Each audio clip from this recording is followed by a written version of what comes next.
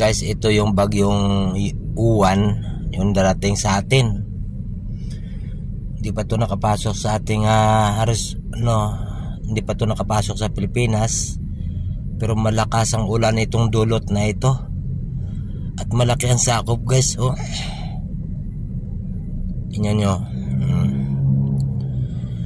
Pag pumasok na sa Pilipinas yan, ang laki ng lawak, guys. Oh. Abot Legazpi, Baguio ang dadaan dito, buong norte, Manila. Ang laki ng sagop, guys. Nakakatakot.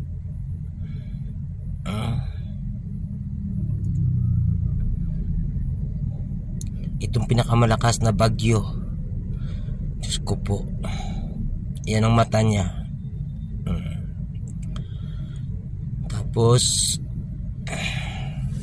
lalabas siguro na mga Merkulis, abot na yan doon sa lalabas na yan sa ibang bansa.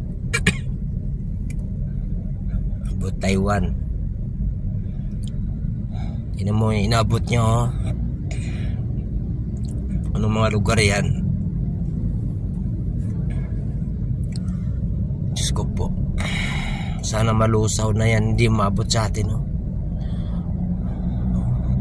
Bicol, Legazpi, yan, Manila, Metro Manila, Bulacan, Sentro, Baguio, Benguet, yan, oh.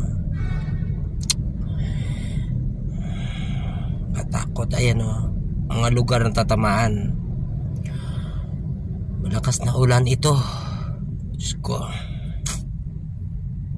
Kaya guys, maghanda-handa tayo, magdasal-dasal tayo. Yung mga landslide na mga lugar, iwas na po kayo, guys.